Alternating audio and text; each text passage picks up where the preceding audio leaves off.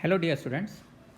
आज के लेक्चर में डिफ्रैक्शन पार्ट 2 कवर कर रहे हैं। बाकी बची हुई चीज़ें जो थीं और इसी के साथ इस लेक्चर के साथ डिफ्रैक्शन का पूरा सिलेबस कंप्लीट हो जाएगा आपका, जो जेई मेंस के और बोर्ड के हिसाब से है।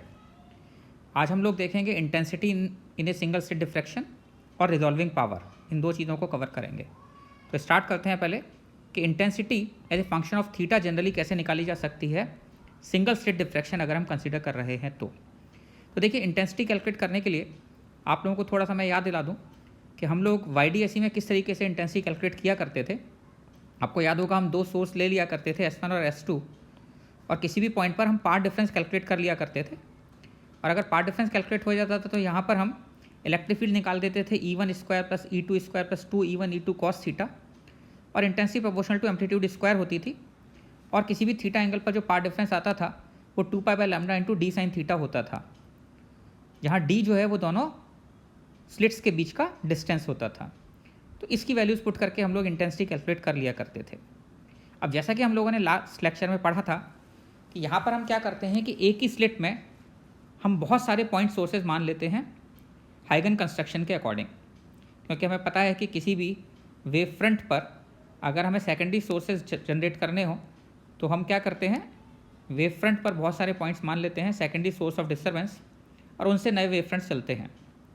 तो यहाँ पर हमने लास्ट लेक्चर में यही किया था कि इस स्लिट के बहुत सारे पॉइंट्स मान लिए थे। तो यहाँ पर मैं एक एग्जांपल लेके इसको सॉल्व करने की कोशिश कर रहा हूँ। देखिए, ध्यान दीजिए, किसी भी पॉइंट पर इंटेंसिटी निकालने के लिए थीटा पर हमें उस पर इलेक्ट्रिक फील्ड कैलकुलेट करना पड़ेगा। और इलेक्ट्रिक फील्ड हम फेजर से कैलकुलेट कर सकते हैं, जैसा कि हमने 2 का कैलकुलेट किया था, 2 सोर्सेज का।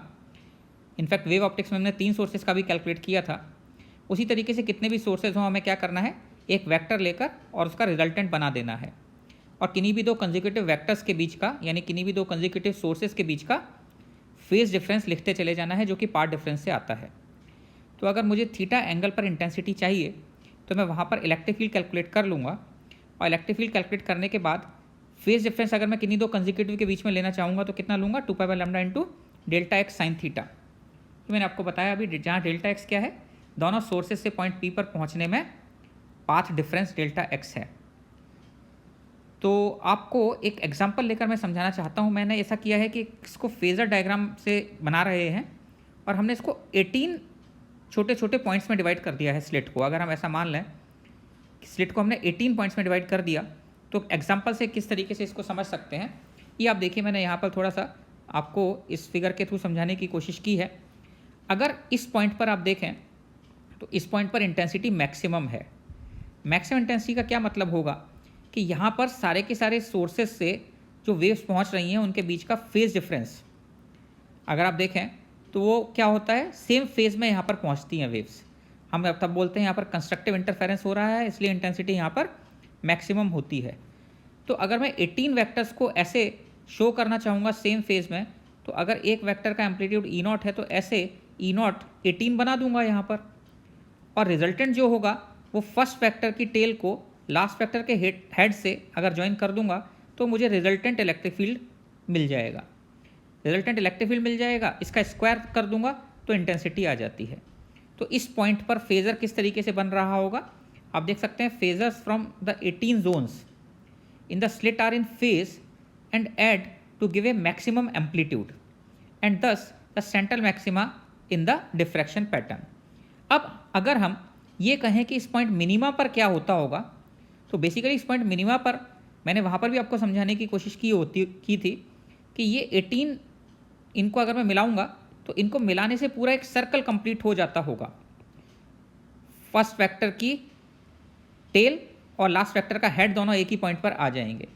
तो इन वेक्टर्स से अगर एक सर्कल बन जाएगा इस तरीके से, तो अगर एक सर्कल बन जाता होगा तो ऐसे केस में इस पॉइंट पर इंटेंसिटी 0 हो जाती होगी, क्योंकि नेट इलेक्ट्रिक फील्ड 0 हो गया है। तो यहाँ पर आपका क्या है कि last phasor is out of phase with the first phasor by 2π।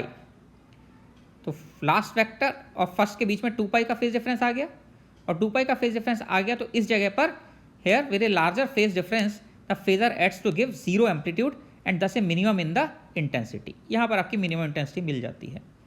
इसके बाद आपका ये मैक्सिमम कैसे मिलता होगा अगर आप देखें तो फिर तो मैक्सिमम मिलने के लिए ये पूरा कंप्लीट तो हो ही चुका है।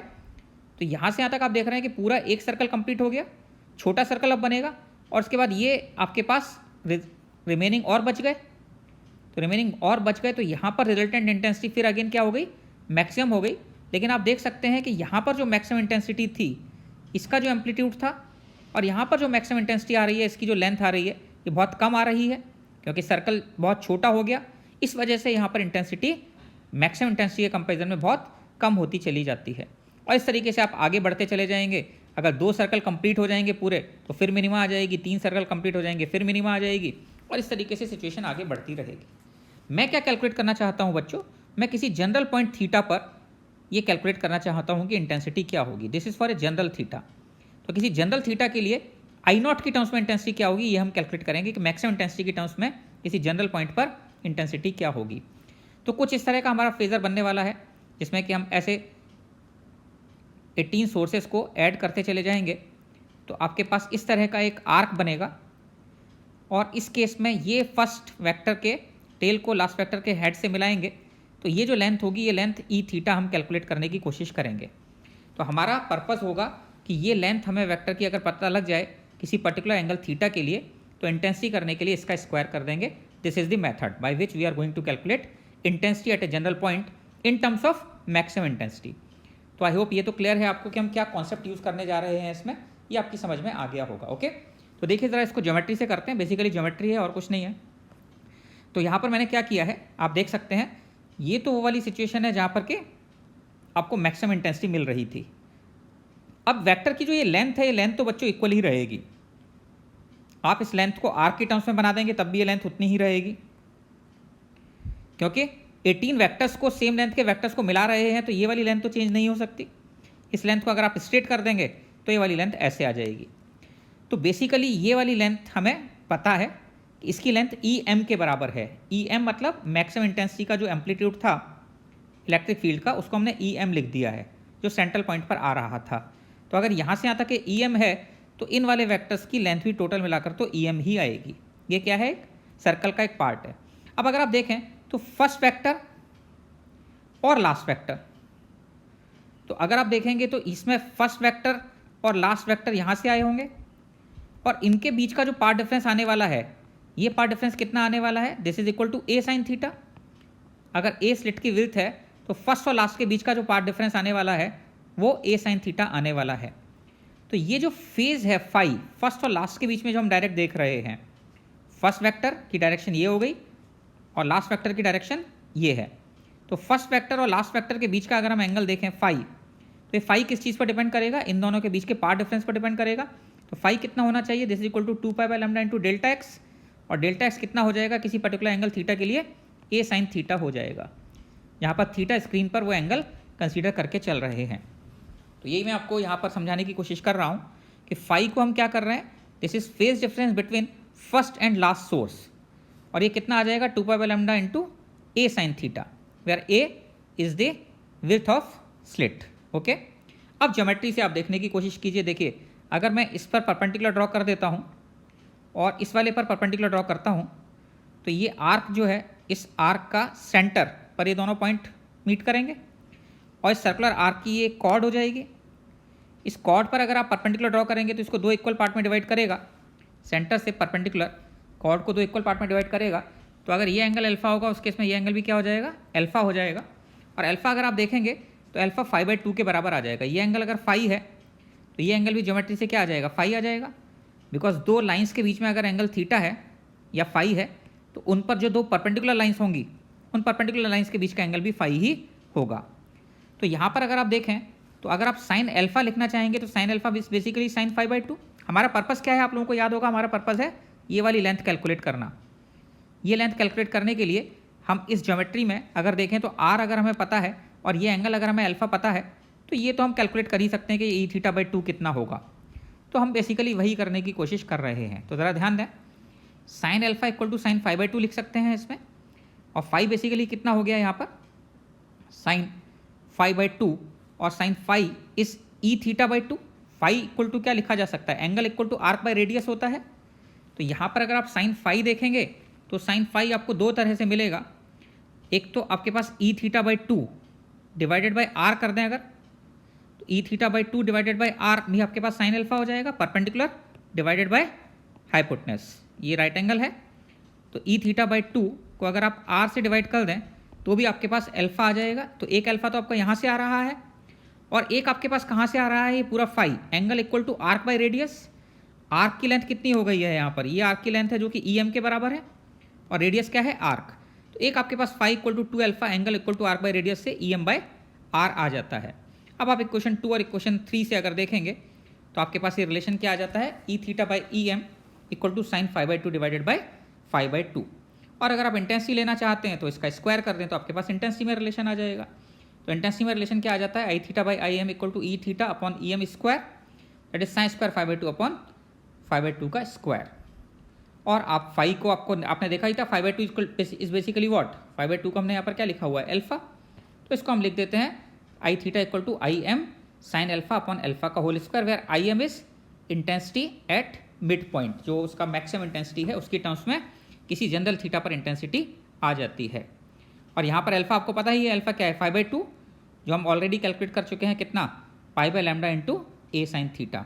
फाई तो मैंने निकाला था ना, 2 pi by lambda into a sine theta. Phi क्या था, phase difference between first source and last source, that was 2 pi by lambda into a sine theta. तो 5/2 कितना आ गया, pi by lambda into a sine theta. तो ये a pi by lambda into a sine theta value अगर आप यहाँ पर पुट कर देंगे किसी पर्टिकुलर एंगल थीटा के लिए, तो उस थीटा के लिए आपके पास इंटेंसिटी आ जाएगी। अब इसको थोड़ा सा इसका एनालिसिस कर लेते हैं। इसमें आप देखिए, अगर मैं इंटेंसिटी कैलकुलेट करना चाहूँ first 3 intensities, find intensity of first 3 secondary maxima. Secondary maxima का मतलब है कि वो जो सेंट्रल मैक्सिमा है, वो सेंट्रल मैक्सिमा को छोड़ने के बाद जो फर्स्ट 3 मैक्सिमा आएंगी उनकी इंटेंसिटी हमें कैलकुलेट करनी है as a percentage of secondary maxima, as a percentage of secondary maxima. It should be as a percentage of not secondary maxima, as a percentage of central maxima होना चाहिए आपके पास। This should be central maxima, जो maximum intensity है central maxima उसकी terms में हम बात कर रहे हैं। This should be central maxima. Okay, तो ज़रा ध्यान दीजिए इसको किस तरीके से देख रहे हैं। सेकेंडरी मैक्सिमा आपकी कैसे होगी, हमने तो मिनिमा की कंडीशन निकाली है, तो हम क्या मानते हैं कि सेकेंडरी मैक्सिमा लाए approximately half way between minima. तो अल्फा इक्वल टू एम पाई, तो कंडीशन किसके लिए हमने निकाली थी, मिनिमा के लिए। आप लोगों को याद होगा पाई, 2 पाई, 3 पाई, 4 पाई। अगर इसमें इसको एम प्लस हाफ पाई कर दूँ, इसका मतलब हो गया आपके पास 3π/2, 5π/2, 7π/2। इन सब पे आपको क्या मिलने वाली होगी, मैक्सिमम मिलने वाली होगी। तो बस यहाँ पर हम क्या करते हैं, साइन अल्फा बाई अल्फा का होल स्क्वायर अभी हमने निकाला था, यहाँ पर अगर मैं m plus half pi upon m plus half pi का स्क्वायर कर दूँ तो ये आपके पास आ जाता है साइन 1.5 पाई अपॉन 1.5 पाई का होल स्क्वायर। इसमें अगर आप वैल्यूज पुट करेंगे, उसको थोड़ा सा सॉल्व करेंगे, ज़रूरत नहीं है सॉल्व करने की, ये बेसिकली आपको ये समझाने के लिए है कि फर्स्ट पार्ट में जो इंटेंसिटी रहती है, फर्स्ट मैक्सिमा जो इंटेंसिटी रहती है वो सेंट्रल मैक्सिमा की केवल 4.5% ही रहती है। इसका मतलब ड्रास्टिकली रिड्यूस हो जाती है। और अगर आप सेकेंडरी मैक्सिमा पर जाएंगे, सेकेंडरी मैक्सिमा, तो केवल 1.6% रह जाती है, जो m इक्वल टू 2 रखने से आ जाएगी। और m इक्वल टू 3 रखेंगे तो केवल 0.83% रह जाती है। तो इसका मतलब हम ये कंक्लूड कर सकते हैं कि almost all intensity lie in between first minima on both sides. तो first minima on both side के बीच में ही मैक्सिमम इंटेंसिटी आपकी आ जाती है। तो ये जस्ट आपको ये समझाने के लिए था, ज़रूरी नहीं है बिकॉज ये आप डायरेक्ट कैलकुलेट तो कर नहीं सकते, बट आपको ये जस्ट रियलाइज़ कराने के लिए नंबर्स पुट किए हैं कि आपको ये पता लग जाए कि सेकेंडरी मैक्सिमा जो होती हैं उसमें बहुत कम इंटेंसिटी रहती है। फर्स्ट के बाद सेकंड तक जाते जाते ही केवल 4.5% रह जाती है, और थर्ड तक जाते जाते तो केवल ये 0.83% रह जाती है। तो आई होप ये चीज़ आपको विजुअलाइज हो गई होगी, रियलाइज़ हो गई होगी, जो आपको समझाने की कोशिश की है। ओके, एक चीज़ और मैं यहाँ पर आपको समझाना चाहता हूँ जो बड़ी इंटरेस्टिंग है। देखिए ऐसा है कि जब आप 2 स्टेट डिफ्रैक्शन पैटर्न देखते हैं ना, YDSE वाला, हम YDSE की बात कर रहे हैं, तो YDSE में बेसिकली होता क्या है कि आप जो भी मैक्सिमा देख रहे होते हैं, बिकॉज आपको पता है कि ये पहले तो डिफ्रैक्शन होता है, और डिफ्रैक्शन होने के बाद ये जो है ये आपका डिफ्रैक्शन पैटर्न बनता है इसका। आप जितनी भी फ्रिंजेस देखते हैं इसमें, वो केवल आप इतना पैटर्न की बात कर रहे होते हैं YDSE में। इतने पैटर्न में आप देख सकते हैं, इसमें बीच बीच में आपको ये आपको दिखाई दे रही है, इसके बीच में मैक्सिमा और मिनिमा फ्रिंजेस जो दिखाई दे रही है ना, ये फ्रिंजेस, ये इक्वली स्पेस फ्रिंजेस हैं। ये इक्वली स्पेस फ्रिंजेस जो आ रही हैं ये YDSE वाली आ रही हैं। तो आपने वहाँ पर ये पढ़ा था कि YDSE में जो भी फ्रिंजेस होती हैं वो इक्वली स्पेस्ड होती हैं और इक्वली ब्राइट भी होती हैं, ब्राइटनेस सबकी सेम होती है। लेकिन अगर आपसे ये पूछ लिया जाए, बड़ा टेक्निकल चीज़ है, कि अगर डिफ्रैक्शन इफेक्ट्स को स्टडी किया जाए, अगर डिफ्रैक्शन इफेक्ट्स को भी कंसीडर कर लिया जाए, तो क्या इनकी इंटेंसिटी सेम रहेगी? तो अगर डिफ्रैक्शन इफेक्ट्स को भी आप कंसीडर करके चलेंगे, जो कि एक्चुअली होता है, तो YDSE में आप जो फ्रिंजेस देखते हैं उनकी इंटेंसिटी बेसिकली क्या होगी? रिड्यूस होती चली जाएगी दोनों तरफ। सेंट्रल मैक्सिमा की इंटेंसिटी सबसे ज़्यादा होगी बिकॉज ये यहाँ पर बन रही है, तो इसकी इंटेंसिटी को कम कौन कर रहा है? इंटेंसिटी को कम कर रहा है डिफ्रैक्शन इफेक्ट। अगर हम केवल इंटरफेरेंस बोलते हैं और केवल उसको स्टडी करते हैं तो हम बोलते हैं फ्रिंजेस जो है वो इक्वली ब्राइट हैं। लेकिन डिफ्रैक्शन इफेक्ट्स को अगर हम स्टडी करेंगे तो फ्रिंजेस की ब्राइटनेस कम होती चली जाएगी। और मैक्सिमम ये जो आपके बीच में जो सेंट्रल मैक्सिमा की ब्राइटनेस है, इसी के बीच में जो फ्रिंजेस होती हैं, इन्हीं फ्रिंजेस को हम एक्चुअली देख रहे होते हैं, इन्हीं की मेनली बात कर रहे होते हैं। Just to make you realise कि बेसिकली होता क्या है कि वहाँ पर डिफ्रैक्शन पहले होता है और डिफ्रैक्शन जो होता है उस डिफ्रैक्शन के बीच में जो इंटरफेरेंस होता है वो आप स्टडी कर रहे होते हैं। ओके, अब हमें बेसिकली अगर मैंने आपको बताया था कि रिजॉल्विंग पावर जो है इंस्ट्रूमेंट की वो डिफ्रैक्शन इफेक्ट्स पर डिपेंड करती है, और रिजॉल्विंग पावर अगर डिफ्रैक्शन कंसीडर करना है इंस्ट्रूमेंट्स का, तो उसमें तो जनरली हम लेंसेज लेते हैं और लेंसेज सर्कुलर शेप के होते हैं, वहाँ पर स्लिट नहीं होती है। तो सर्कुलर एपर्चर से अगर आप डिफ्रैक्शन कंसीडर करेंगे तो ये मैथमेटिकली आपके सिलेबस में नहीं है, थोड़ा कॉम्प्लेक्स इसकी मैथमेटिक्स होती है, लेकिन आपको ये ध्यान रखना है कि अगर आप सर्कुलर एपर्चर लेकर चलते हैं तो सर्कुलर एपर्चर के केस में calculation shows that first minima जो बनती है सर्कुलर एपर्चर में, that is given by sine theta equal to 1.22 lambda by d. यहाँ पर ये डी जो है ये डायमीटर होता है इस सर्कुलर एपर्चर का, यानी आप जो सर्कुलर लेंस ले रहे हैं उसका डायमीटर होता है, लैम्डा उस लाइट की वेवलेंथ होती है जो आप कंसीडर कर रहे हैं। तो 1.22 का फैक्टर इसमें कैलकुलेशन से एडिशनल आता है। मैंने यहाँ पर आपको एक फिगर में समझाने की कोशिश भी की है कि आप सर्कुलर एपर्चर अगर ले लेंगे तो ये वाला जो बीच का सर्कल बन रहा है, ये वाला सर्कल हो गया जो कि मैक्सिमा होता था, और उसके बाद आप देख रहे हैं कि इसके बाद first minima, second minima, third minima, और इंटेंसिटी बहुत ड्रास्टिकली रिड्यूस होती चली जा रही है। मैक्सिमम जो है वो आपको यहीं पर सारी की सारी इंटेंसिटी मिल रही है सेंट्रल मैक्सिमा में। तो ये कितने थीटा पर मिलेगी? वो theta is given by this relation sine theta equal to 1.22 lambda by d. तो ऐसे केस में अगर अब हम रिजोल्यूशन ऑफ सिंगल स्लिट देखना चाहें और सर्कुलर एपर्चर दोनों ही का ही देख लेते हैं। रिजोल्यूशन का मतलब क्या है? रिजोल्यूशन का मतलब है ability of optical instrument to distinguish between closely spaced objects is limited by diffraction. अब देखिए होगा क्या, अगर मैं ये दो सोर्सेज लेकर चलूँ S1 और S2 और किसी ऑप्टिकल इंस्ट्रूमेंट से इन दोनों सोर्सेज को मैं अलग अलग देखना चाहूँ, तो डिफ्रैक्शन इसमें एक लिमिट इम्पोज करता है। कैसे?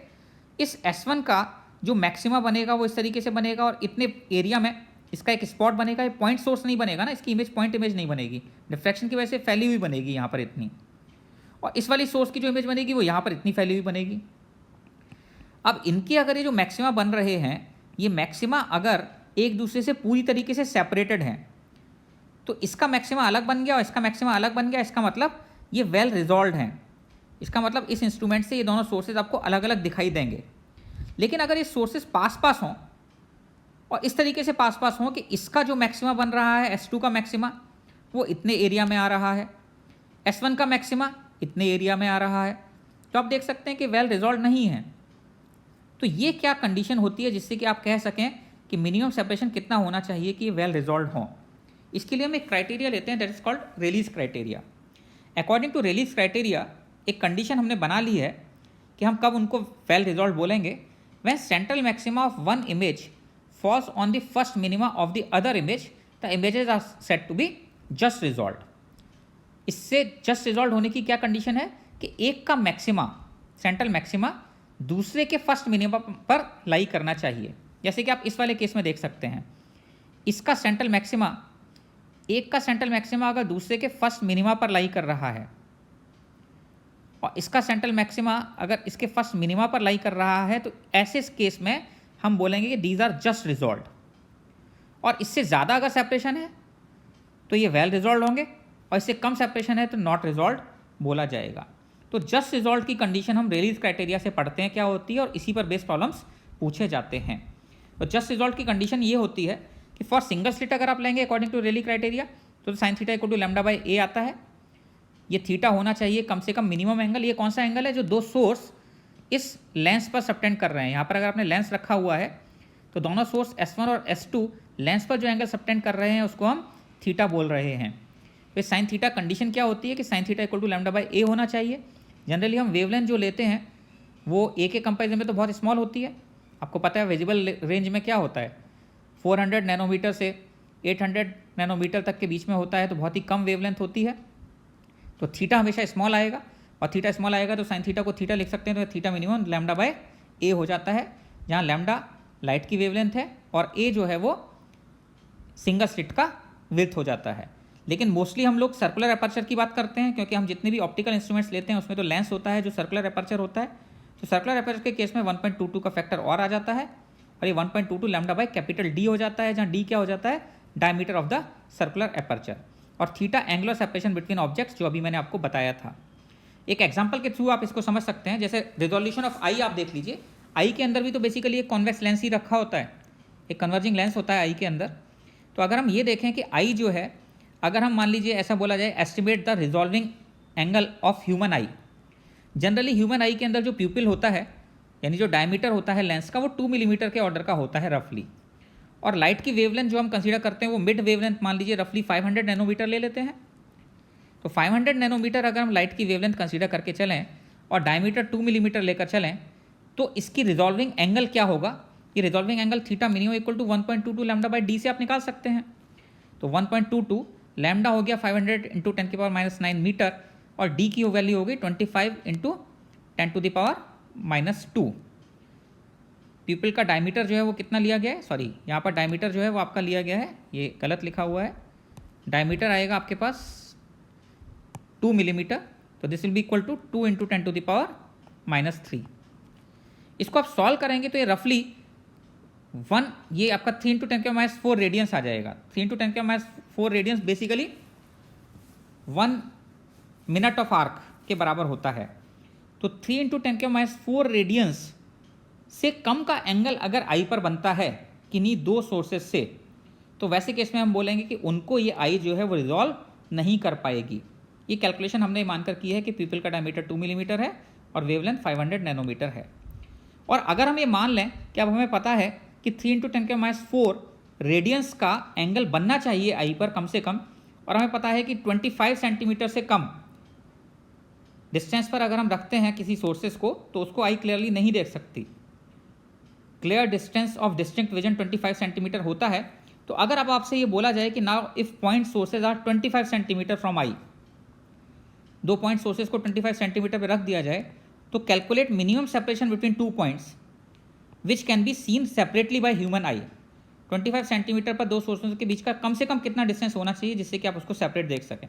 तो आप इसको निकाल सकते हैं। यहाँ पर अगर ये दोनों सोर्स आई पर थीटा एंगल सबटेंड कर रहे हैं, तो थीटा और ये एल डिस्टेंस आपका 25 सेंटीमीटर हो गया, तो theta equal to d by l कर दीजिए। यहाँ से डी इक्वल टू कितना आ जाता है, L into theta. L 25 centimetre हो जाता है, और थीटा हमने निकाला 3 इंटू 10 के -4 रेडियंस आता है। ये आपके पास 7.5 इंटू 10 के -3 सेंटीमीटर हो जाता है। इसका मतलब ये हो गया कि 25 सेंटीमीटर पर दो पॉइंट ऑब्जेक्ट अगर 7.5 इंटू 10 के पावर -3 सेंटीमीटर से कम डिस्टेंस पर होंगे तो आई उसको क्लियरली नहीं देख पाएगी। ये approximately thickness of human air के बराबर आता है। तो ये आपके पास रिजोल्यूशन ऑफ आई और रिजॉल्विंग पावर, और किस तरीके से रिजॉल्विंग पावर जो है वो डिपेंड करती है डिफ्रैक्शन पर, ये मैंने यहाँ पर आपको समझाने की कोशिश की है। तो इस पर बेस प्रॉब्लम्स इसी तरह के आते हैं, थ्योरेटिकल भी हो सकते हैं, न्यूमेरिकल प्रॉब्लम्स भी हो सकते हैं। आई होप आपको डिफ्रैक्शन पूरा इससे कवर हो जाना चाहिए जितना कि मेंस में पूछा जा सकता है।